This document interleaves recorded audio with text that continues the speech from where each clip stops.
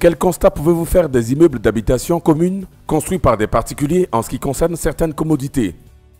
En ce qui concerne les commodités, je pourrais dire qu'on est dans deux cas.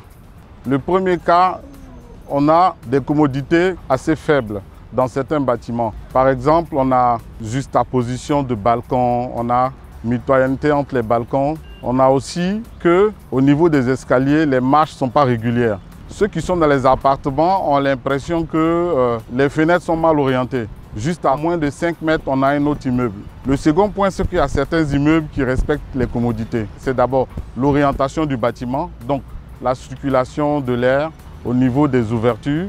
Les espaces à l'intérieur sont assez grands. Tout ça, c'est des commodités qui viennent agrémenter la vie des occupants. Quelle est aujourd'hui la tendance des immeubles construits en ce qui concerne le revêtement, la sécurité et la mobilité des occupants? La tendance aujourd'hui, au niveau des immeubles, c'est déjà de mettre l'accent sur la sécurité. On a une grille d'entrée déjà. Et puis, on a des appartements qui sont séparés. Au niveau des escaliers, on met des grilles de protection. Donc ça, c'est pour la sécurité. Maintenant, au niveau de la façade, on a l'utilisation de matériaux de revêtement des façades. On utilise beaucoup plus de matériaux de revêtement que de peinture. Et aussi, la tendance est de créer des parkings à l'intérieur. Certains arrivent à faire des raies de jardin avec des parkings. Donc, c'est tous ces éléments-là qui sont tendance aujourd'hui au niveau des constructions des immeubles, des particuliers.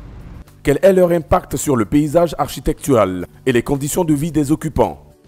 Je pense que l'impact sur le paysage n'est pas toujours reluisant. Il faut avoir le courage de le dire parce que la mixité fait que certains, dans certaines zones, n'ont pas les moyens tout de suite de construire un immeuble, même si leur projet va aller sur R+3. Donc, on a des paysages où certains ont commencé des bâtiments, ils ne sont pas achevés, et à côté, il y a des bâtiments qui sont bien achevés. Et donc, au plan de l'esthétique, au plan de l'environnement, on ne peut pas dire que ça ajoute un plus.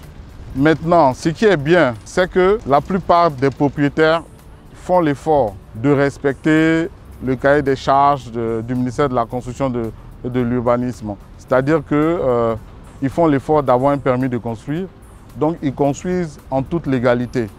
Et construire en toute légalité, c'est déjà faire appel à un architecte. Et l'objectif, c'est déjà de construire avec l'architecte pour avoir un paysage assez reluisant. Quel message pouvez-vous adresser à l'endroit des occupants pour une meilleure gestion du bien mis à disposition et à l'endroit des promoteurs pour les encourager dans leur démarche? Le certificat d'urbanisme dit dans certaines zones, voir un architecte agréé.